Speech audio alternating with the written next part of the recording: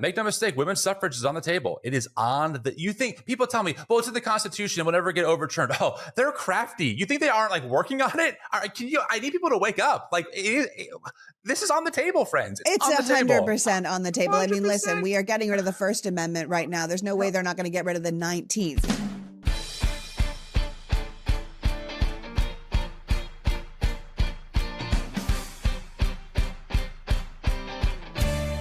Hello, and welcome to the PoliticsGirl podcast. I'm your host, Lee McGowan. Let's get into it. I hope everyone is doing okay in these terrible times. Considering the past couple of weeks, I have decided to rearrange our schedule here to talk to my friend Tim Whitaker. Tim is a former Christian fundamentalist, baptized and raised in the heart of the group trying so hard to take over our country right now. He is also the founder of the New Evangelicals, an inclusive, Jesus-centered community that holds space for those marginalized by the evangelical church through building community, exploring faith, and advocating for systemic change. I wanted to have him on today to talk about how the Christian nationalist playbook is unfolding in front of our eyes. From mass immigration raids to what's going on in our schools and our media, to how the right is co-opting the horrific murder of Charlie Kirk to consolidate power. It is all straight out of a playbook that I think most of us don't understand, but Tim really does. So without further ado, please welcome my guest, educator, influencer, and former evangelical Christian still deconstructing his faith, Tim Whitaker. Welcome back, Tim. It's good to see you, my friend. I mean, we talked a year ago and a lot has changed in a year. So thanks for having me. Why are we laughing? We should be crying. Because it's terrible. If we don't laugh, we will cry. And listen, here's the thing. I think we need your insight right now more than ever. And like you said, last time you were here, we talked about this, right? You tried to warn us that this extremist faction of the Christian movement was a real threat to America, that you knew these people firsthand. They were a danger to women. They were a danger to minorities. They were a danger to the marginalized. They were a danger to democracy itself. We talked about this, 70 episodes ago, and yet here we are today, right? That while these white Christian nationalists believe it is their calling to save this country from, hedonism, lack of morals, whatever, what they're really offering is some sort of top-down theocracy with them in charge. And they've been really successful since we last spoke. Yeah. That's because they've been building this for decades behind the scenes. They have $1 billion war chest. None of this is happening by accident. I'm newer to the media scene. I'm maybe 3 or 4 years, maybe 5 into this. But there have been scholars and academics writing books and trying to raise the alarm literally for decades. They saw this in the 80s, in the 90s, 2000s. And I mean, it's here. This is... I think last year I was saying there's a huge threat of Christian nationalism or fascism. No, now it's here. Like it is in America. It's embedded in American politics, and we're seeing the fruit of it. I mean, we're seeing immigrants being ripped from their families. We're seeing them thrown in concentration camps. Jimmy Kimmel most recently got canned because the FCC, right, wanted to bully the larger parent company. This is textbook authoritarianism 101. This is how it works, and we're watching it unfold in America. Yeah. And like you said, it's not just something that's happening new. Like there's that old quote that's like, when fascism comes to America, it will be wrapped in the flag and carrying the cross. And that is Christian nationalism to its core. Yes. I mean, the thing is that like you've called Christian nationalism for years American democracy's greatest threat. And you recently wrote a piece called Christian Nationalism 101 on your amazing Substack, which I highly recommend people go and read. But to give people a background on what Christian nationalism really is, if people do not know, would you mind just giving them sort of a brief overview so they understand what we're talking about throughout this episode? Yeah, absolutely. And by the way, that piece that I wrote on my Substack at Tim Whitaker Speaks, I actually pulled from a 30-minute YouTube video that I did. I just pulled that script and repurposed it for Substack. So it's also on, if you're more of a visual video person like I am, I have a YouTube channel at the New Evangelicals, the organization that I founded, and it's called Christian Nationalism 101. You can get all the details there.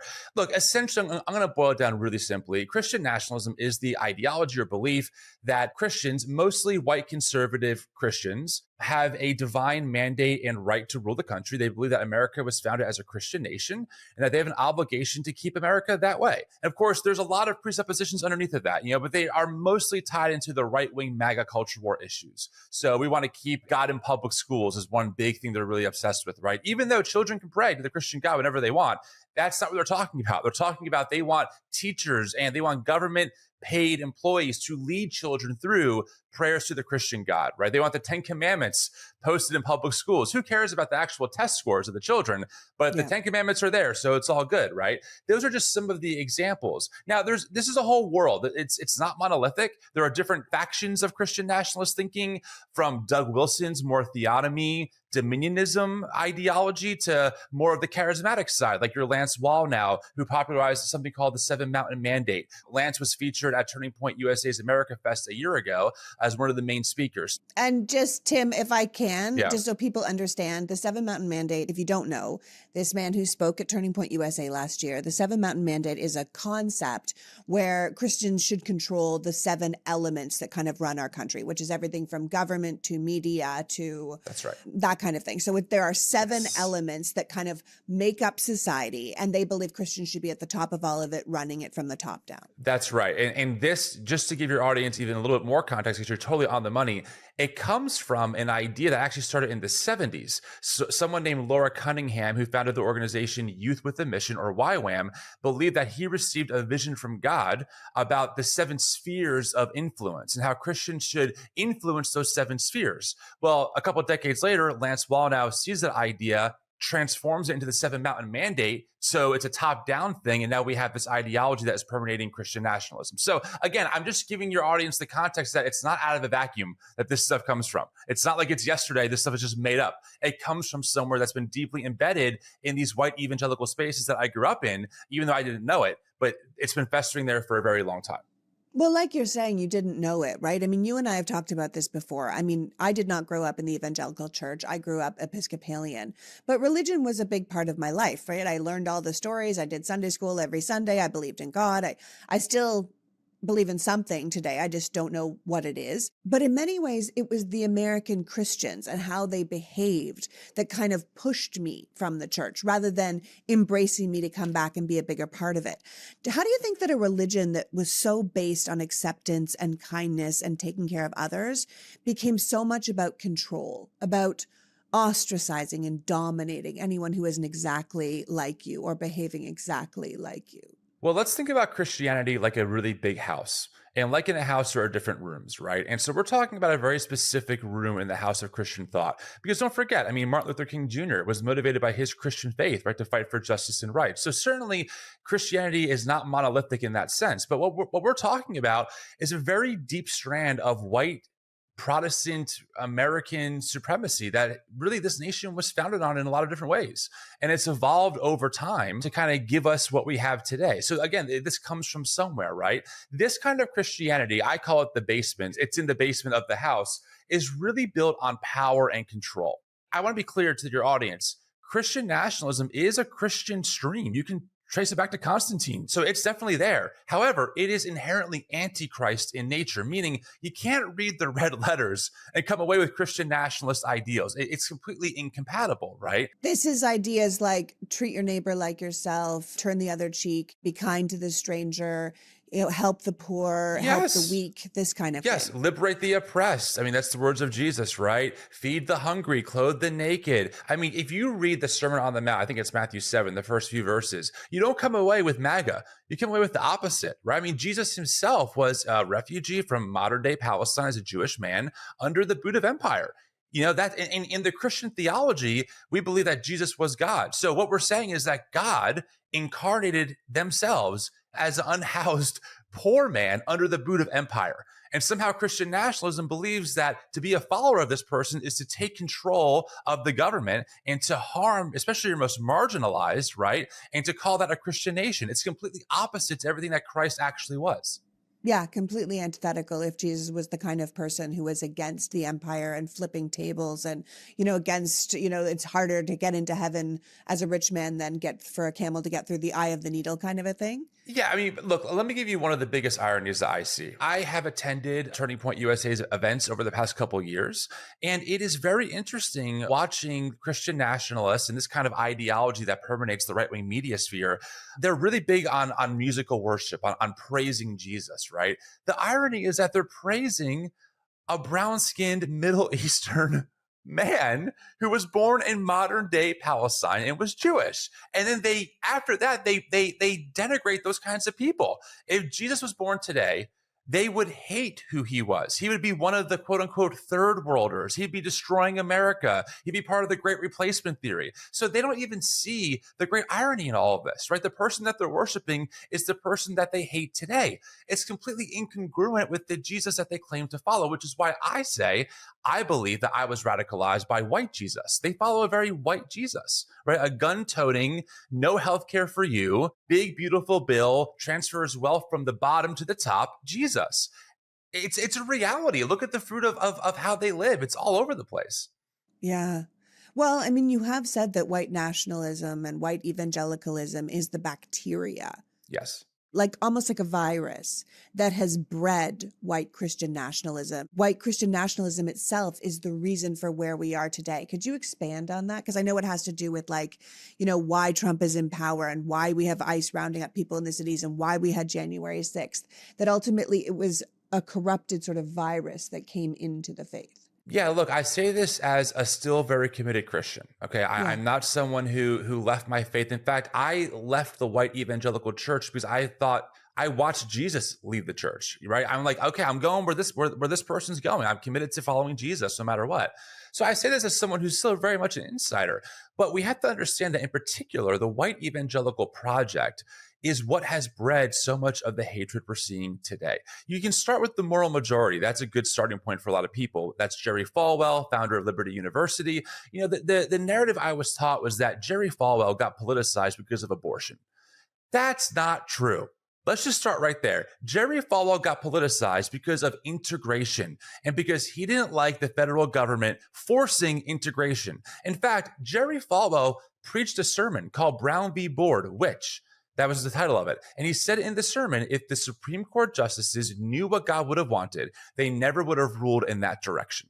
That was the beginning. So when you hear terms like religious freedom, again, this comes from somewhere. It comes from the fact that they were mad that the big, bad, tyrannical government was forcing their white kids to go to school with black kids. And if you actually look at the data, if you look at the rise of the private school movement, it correlates perfectly with Brown v. Board and the government enforcing integration. So we have to understand that's the foundation of so much of what we're standing on. Of course, that will ebb and flow. That will transform as society transforms, but the ideas are the same. White evangelicalism is built around power. It's built around this idea that we are under attack, that the world hates us, especially liberals, and that also the problems of America are because of the immigrant, of the trans person, right? It's always a marginalized group. It's never the group in power. And so that is the ideology that gets repackaged to always target a different group. A few years ago, you and I were talking about critical race theory. Where's that been? Is that still being taught in schools? Who knows? Now it's something else. A while back when gay marriage became a legal right, it was the gays you had to watch out for. Now it's trans people. It's always someone or something based on the cultural moment. That's how this system operates. So how does Trump fit into this? Right? People always ask me, I don't get it, Tim. How do these Christians like Trump? Just look at what he says, how he acts. And that's because you're looking at this through the wrong framework. You must look at the framework of power and control. Trump knew that if he could say the right things to the white evangelical base, they would give him the power and they would create new logics that would excuse his behavior. And that's the ultimate foundation here. One really good book on this I recommend to your audience that really goes into the rise of Trump and the people behind him, as well as the more charismatic side of this movement called the New Apostolic Reformation, is the book The Violent Take It by Force by Matthew Taylor. He's an amazing scholar. And he makes the point that Paula White, who, by the way, is a prosperity gospel preacher, someone who believes in this name and claim it ideology. And Paula White, just so people know, is the spiritual advisor to the White House. And guess what? Did you know that she was good friends with Donald Trump for decades before he ran? And she was the main person who told him you should run for president. And she's the person who brought the other charismatic pastors into the circle to get behind Trump, right? And then they used their platforms to push Trump. So that's kind of how we got here in a nutshell, Yeah. Well, you have the the charismatic people like the Paula Whites. Then you have the really brilliant people like the Heritage Foundation guys who wrote Project 2025 and really had an overall goal from the Reagan administration on to really change how we do everything in this country. And they're being exceptionally successful. That's So not Trump's successful. brilliant ideas. No. That is Russell Vogt and those Yes. guys. And then you have the Federalist Society, who are also very, very Christian, stacking the courts to get what Yes. they want. And then so you get everything from, like we're saying, Russell Vogt with the Heritage Foundation to Amy Coney Barrett and those guys over Yeah. there on the Supreme Court, who are That's all right. sort of Christian fundamentalist nationalists. Right. And you've already said it's not just white supremacy that we're seeing around this nation. It is white Christian supremacy, that America isn't experiencing just a fascist takeover. We're experiencing a fascist Christian takeover. So we need to be really clear about that distinction. The Politics Girl podcast has a new sponsor, Parallel. Parallel are doctor-made vitamins for women at every stage of their lives. Instead of just having women continue to take a one-size-fits-all vitamin, Parallel is reinventing vitamins from the ground up. The first OBGYN-founded vitamin company, Parallel is defining a new era of women's health, one where your supplements understand your hormones and your stage of life. Parallel creates targeted nutrition for every phase: menstrual health, fertility, pregnancy, postpartum, perimenopausal. It is products made by people who understand the people they're making it for. A vitamin company founded for women by doctors who specialize in women's health. So go to their website and check out if Parallel is right for you. There's a reason Glossy called it the wellness brand of the year. Because why shouldn't your supplements change as your life changes? Why shouldn't you have targeted support for every stage you find yourself in? Made with bioavailable ingredients your body can actually absorb, all powders are safe for pregnancy and breastfeeding, but designed for all stages of life. They even have daily powders that include protein, electrolytes, and help with sleep support. Exclusive to our listeners right now, new customers can enjoy 20% off their first order with the code PoliticsGirl when they visit parallelhealth.com. That's PERLELHEALTH.com. Code PoliticsGirl. Parallelhealth.com. Today's episode is brought to you by OneSkin. OneSkin is known for their cult favorites like OS1 Body, OS1 Face, and OS1 Eye because they all use the OS1 peptide, the first ingredient proven to target sentient cells, the root cause of wrinkles, crepiness, and loss of elasticity. With their science-first approach, OS1 delivers hydration, barrier support, and longevity benefits, with their results validated by 5 separate clinical studies. Certified for sensitive skin, OneSkin moisturizers are free from over 1,500 harsh or irritating ingredients. They are dermatologist tested and have been awarded the National Eczema Association Seal of Acceptance. There is a reason editors have named OneSkin a brand to watch in magazines from Fast Company to Town & Country and on shows like The Today Show. Founded by an all-woman team of longevity scientists with backgrounds in stem cell biology, skin regeneration, and tissue engineering, it is no wonder customers rave about how their skin is smoother and firmer and healthier looking, and their products have over 10,000 five-star reviews. OneSkin is the world's first skin longevity company, targeting cellular aging to keep your skin and scalp looking and acting younger for longer. For limited time, you can try OneSkin with 15% off by using the code PoliticsGirl at oneskin.co. That is 15% off at oneskin.co with the code PoliticsGirl. And after you purchase, they're going to ask you how you heard about them. Please support the show and tell them that we sent you. Try OneSkin today. Future you will thank you. America isn't experiencing just a fascist takeover. We're experiencing a fascist Christian takeover.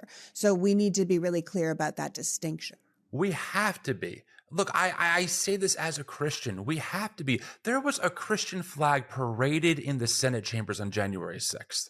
Can we wake up, please? They brought Bibles. They sang worship songs on January 6th. They prayed to Jesus. I have the clip.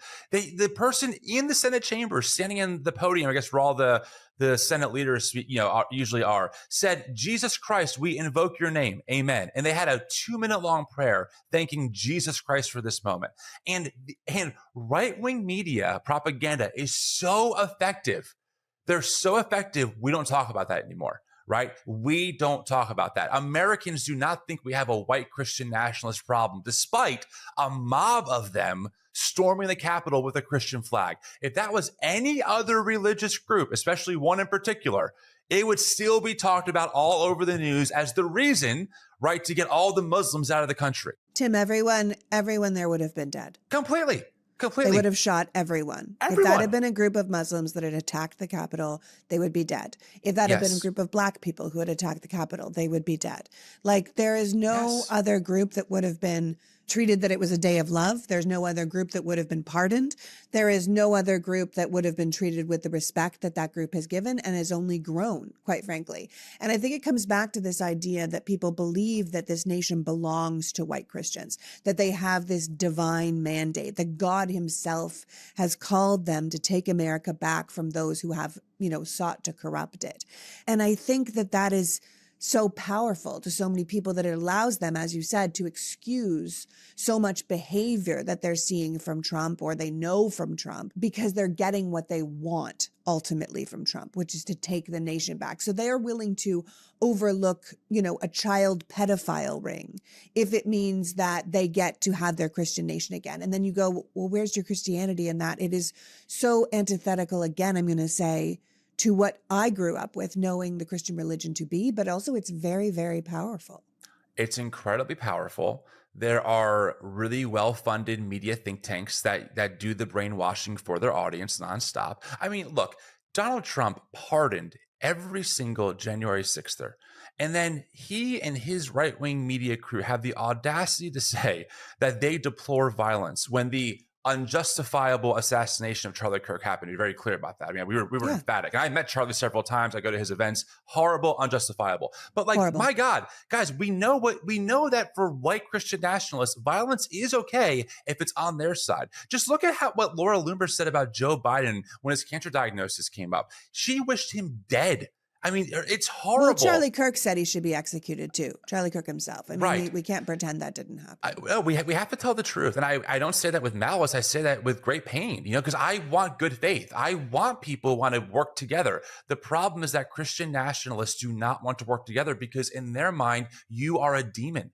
You are demonically influenced. You are on the side of the enemy. When you believe that you have a calling by the God of the universe that spoke everything into existence, and that you have a calling by that God to take back America from the evil people on the side of the enemy, aka Satan and his demons, right?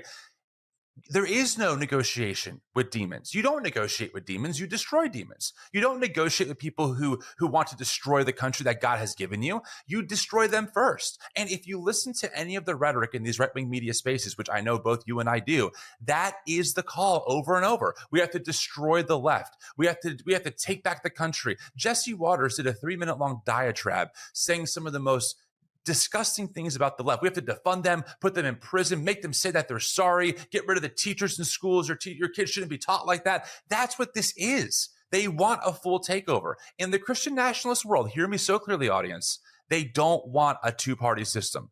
They want a one-party system. They want a full takeover. Yeah.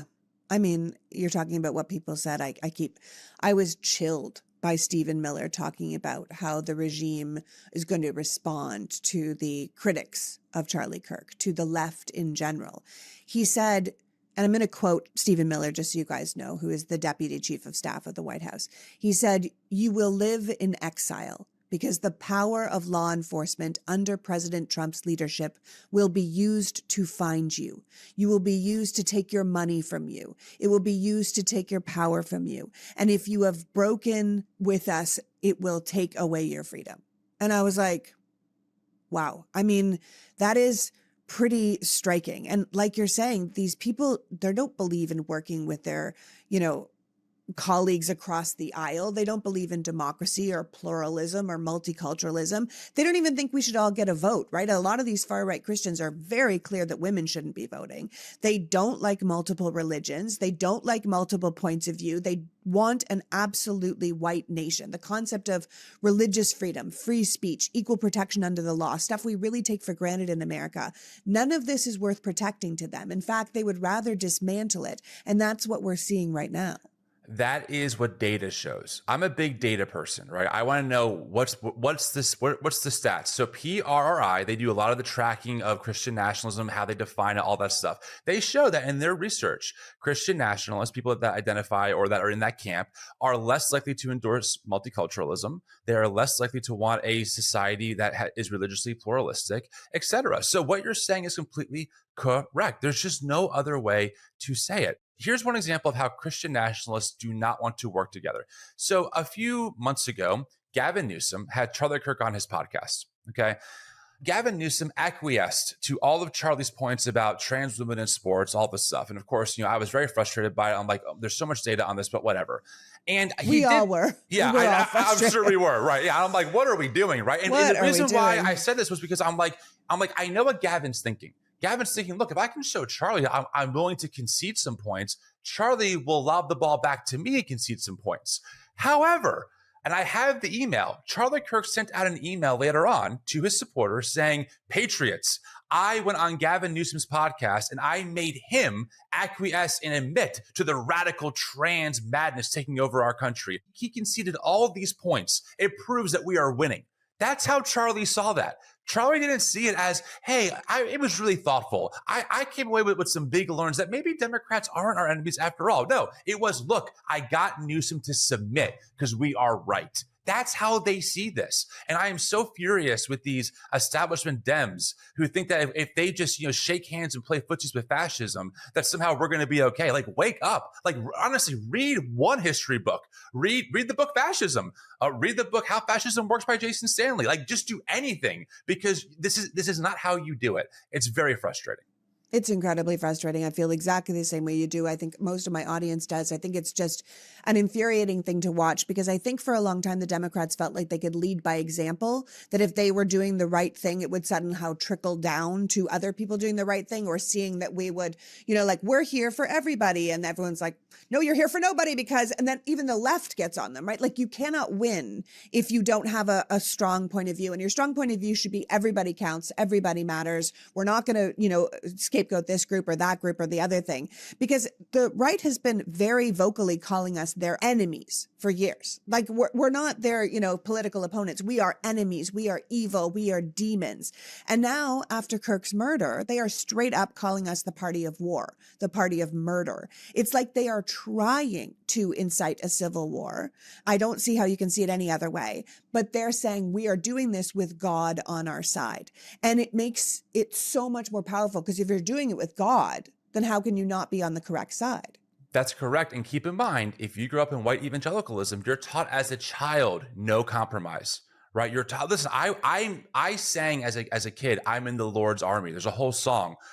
I may never march in the infantry, ride in the cavalry, shoot the artillery, but I'm in the Lord's army. Yes, sir. These are songs that you learn as a child, right? And so you're taught to never compromise. You're taught that you have objective truth about God that no one else has, and that any kind of compromise or working together with your enemies is to have a watered down view of the gospel of the Christian faith. So all these things work perfectly in sync to produce this result, right? And on top of that, when you realize that most white evangelicals get their media from either talk radio or now right-wing media pundits like Benny Johnson or something like that, you realize how they are brainwashed all day. Trump has called Democrats the enemy of the state multiple times before he got elected.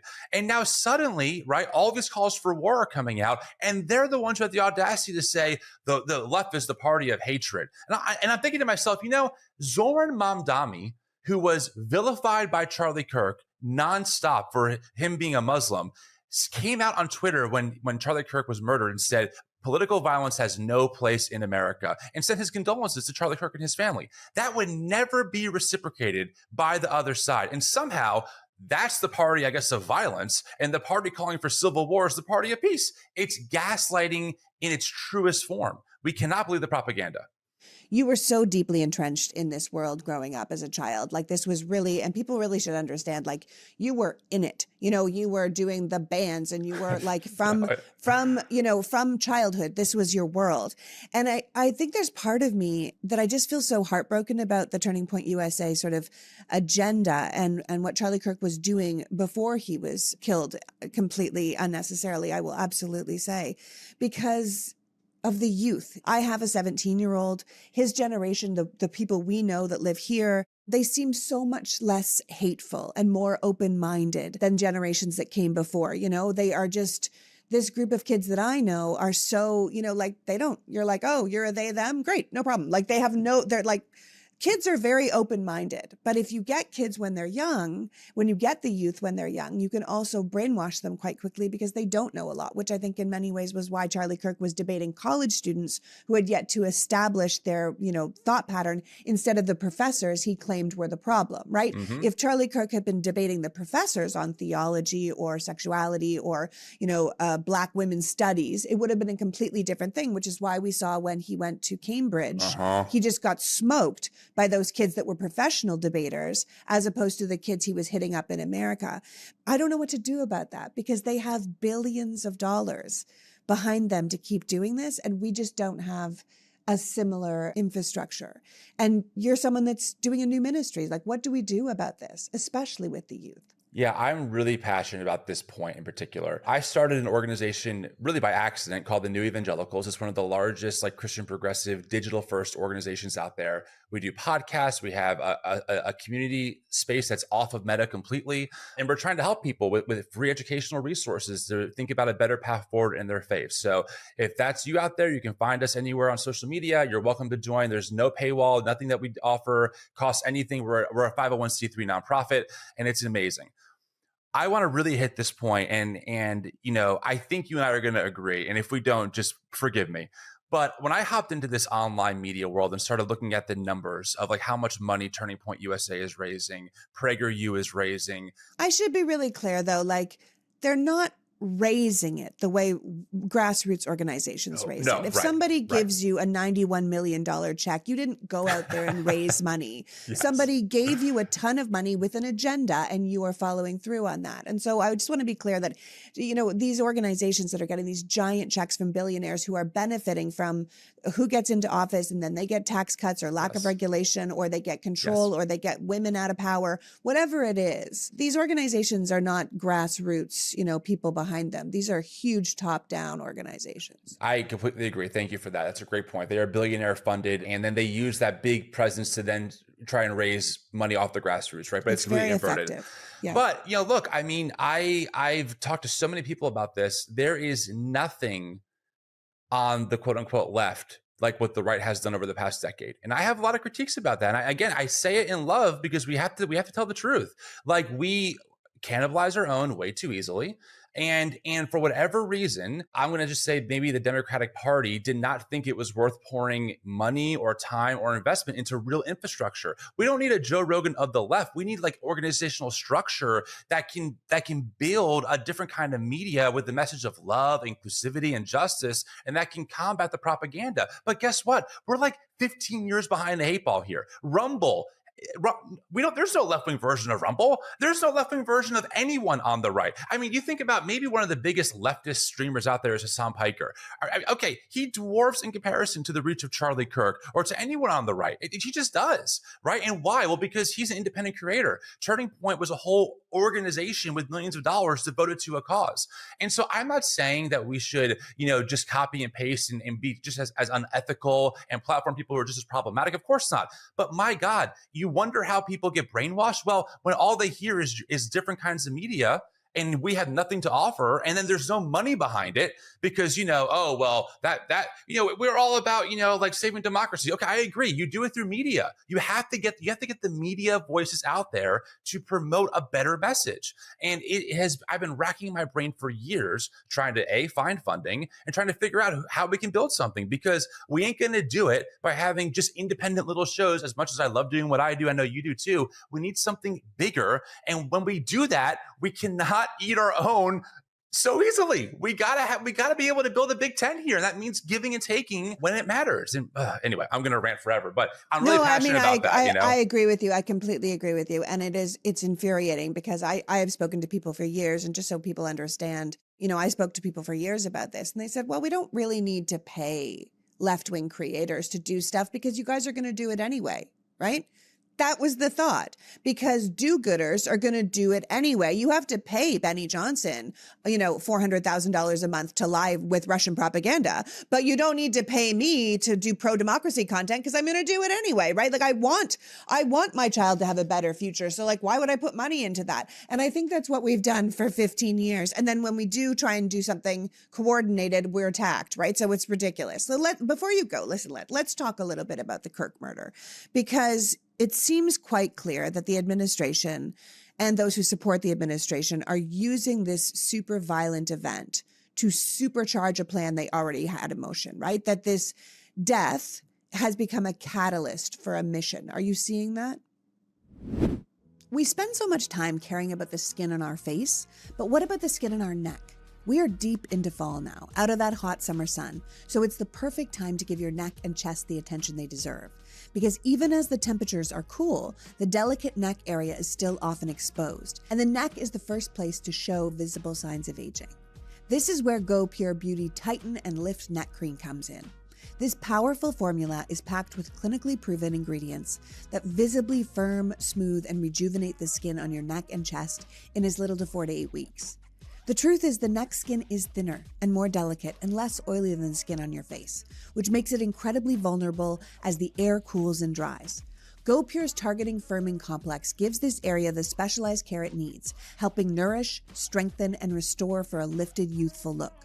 GoPure is cruelty-free, paraben-free, sulfate-free, so you're giving your skin clean and effective care without any harsh chemicals. With over 1 million jars sold, this beauty secret is no longer a secret. For a limited time, our listeners will get 25% off GoPure with the code PoliticsGirl at checkout. Just head to gopure.com and use the code PoliticsGirl and you're all set. And after you buy, do us a favor. If they ask you how you heard about them, tell them it was from our show. gopure.com, code PoliticsGirl. I travel a lot, and one of the things that's hard when you change beds or locations or time zones is sleeping, which is why I'm such a fan of Calm. Calm is the #1 app for sleep and meditation, and it gives you the power to calm your mind and change your life. And it really can change your life, because I have become completely Pavlovian when it comes to their sleep stories. Over time, I have picked the ones that I like best. Currently, I am in a train phase, the Taurus Express, the Glacier Express. I like them. As soon as I hear those narrators' voices, it's almost an immediate reaction to go right to sleep. I am also a big fan of Calm for naps. The app has a terrific number of meditations that allow you to take the perfect amount of time for a nap, which by the way is 28 minutes, and it wakes you up with birdsong. So if you're feeling overwhelmed in the middle of the day, you can take a quick, less than half-hour nap and get back and ready to go. It works so well, I don't even need an alarm to set after it. Back to school can be a good time to start fresh, so why not make Calm one of the resets you add to make your life better for the rest of the year? As I said, I use the sleep stories the most, but they also have sleep meditations, calming music, white noise, green noise, brown noise, guided meditation, expert-led talks on different topics, and grounding exercises to help you relax when you're feeling overwhelmed. There is a reason Calm has over 2 million 5-star reviews, because they help you stress less and sleep more and live better. Calm now has an exclusive offer just for the listeners of our show. Get 40% off a Calm premium subscription at calm.com/politicsgirl. And I'll tell you, as someone who's been paying for this app for well over 7 years, this is an amazing value. Go to calm.com/politicsgirl for 40% off unlimited access to Calm's entire library. That's calm.com/politicsgirl. And tell Calm you heard about them from me. This death has become a catalyst for a mission. Are you seeing that?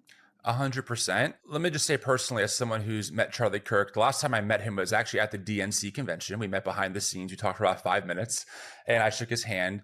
I say this seriously, the reason I was so heartbroken about Charlie's murder was because I hated that it happened to him. I don't want a society where we're executing people, in college campuses, or we're mass slaughtering children in schools. But Charlie made exceptions for some of that stuff. He said that, hey, we got to be okay tolerating a certain amount of casualties from gun deaths.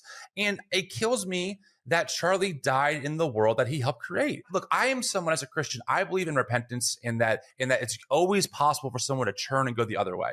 And as maybe as foolish as this was, I always hope that someone like a Charlie Kirk would see the light one day and be like, wow, I can use all of my talents to build a better path forward for all of my neighbors, including my own family, but also for my queer neighbors. We can work together. And it just is really tragic that he died in a culture with more guns than people. I hate that for him. I truly do. As far as the memorializing of Kirk, I mean, it is absolutely, it's unbelievable. There's no other way to say shameless. It's shameless. Listen, people are calling him, I forgot who it was, but a politician said he could have been the 13th disciple. I'm like, are you kidding me? I'm watching the white evangelical church memorialize him as some God-fearing gospel preacher. I'm like, what? The entire Congress just voted to have October 14th be Charlie Kirk Remembrance Day. Like he's a giant civil rights icon. And I feel shame for Black women. I feel shame for the queer community. I feel shame for marginalized communities. I feel shame for anyone that was degraded and then has to then celebrate it. It is hard to watch that. And like you said, it's not that someone should be killed like that. No one should be killed like that. No. Nothing like that should happen. But, you wrote, I thought quite clearly that if we're going to memorialize Charlie Kirk, but we are silent on the genocide of Palestinians, what is that church? What is the church that does that? Because it feels back to what we were talking about before, a church that worships the God of empire and money and control and not the God of the oppressed and the poor and the, meek. Yes. Talk me through that. Well, first off, let's not forget October 14th is George Floyd's birthday. I didn't know that. Think about that for a minute too. Like that layer. It just adds a whole different layer. Now, the argument that I've heard is that it's also Charlie Kirk's birthday, which is why they chose that date. I don't care. It says enough, especially to the Black community who's dealt with this forever, right? But so we think about that. And I mean, absolutely. And again, I've been very outspoken about this since the beginning.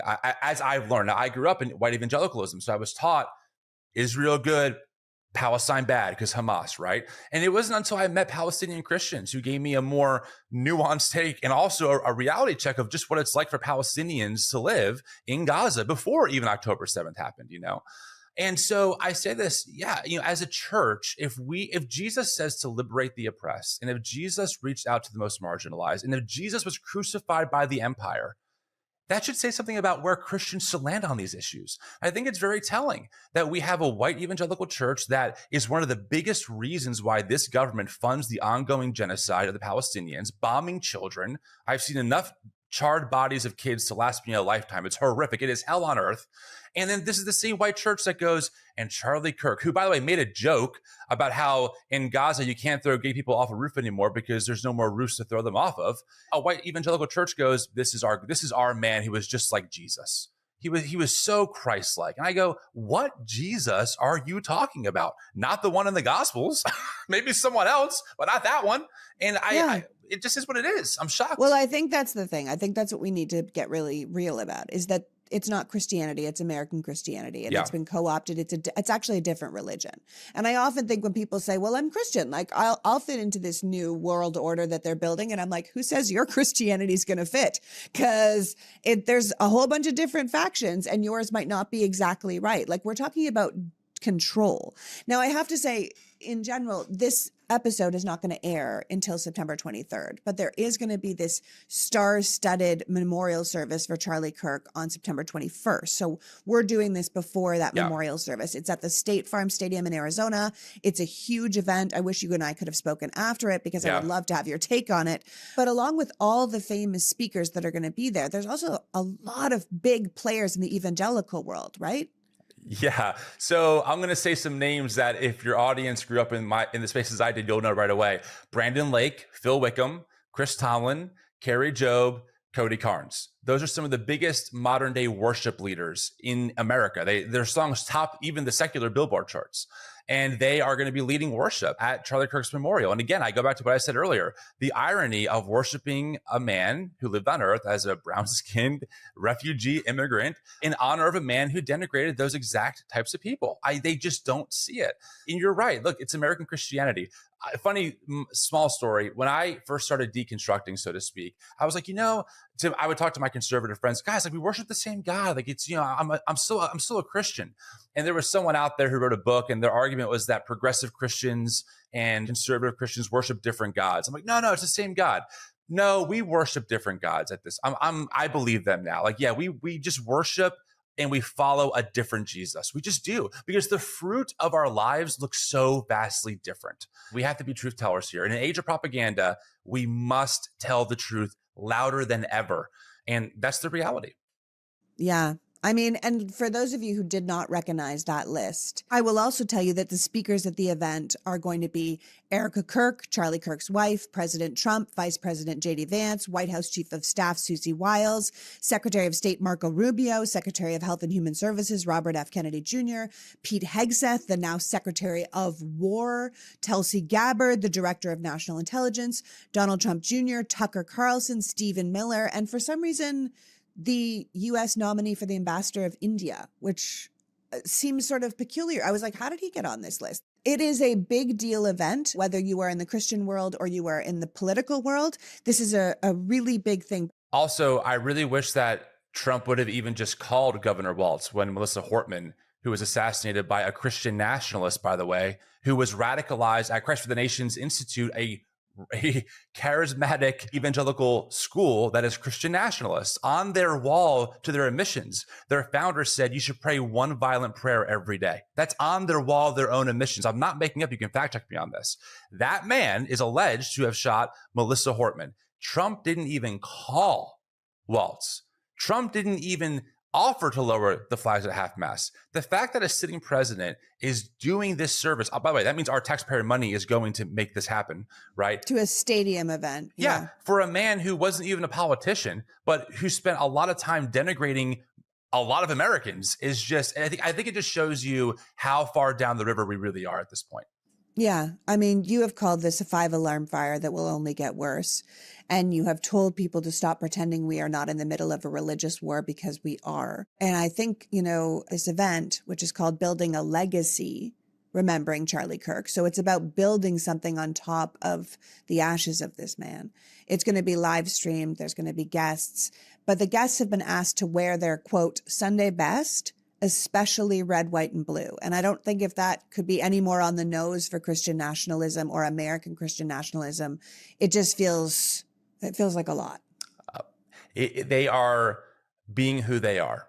And I mean that in a very kind way. They worship a God of empire. There's just no way around it. And this God wants them in charge and wants their most marginalized neighbors cast aside. We didn't even get time to talk about Doug Wilson. It's a whole different discussion, for the future.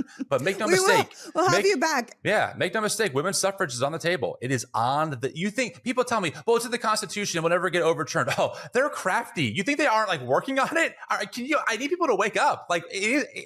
This is on the table, friends. It's 100% on the table. 100%. I mean, listen, we are getting rid of the First Amendment right now. There's no way they're not going to get rid of the 19th. Exactly. And they have these things that are like, well, now you need a passport to vote. And you're like, okay, but my passport as a woman doesn't match my birth certificate, right? I had a different name before I got married, so then I wouldn't be able to vote. Now they're saying, well, we might pass a law where we can take your passport if we think you're a terrorist, except they just said that all Democrats are terrorists. So that would mean you can take my passport, but then all of a sudden I need a passport to vote. So all of a sudden Democrats cannot vote in this country.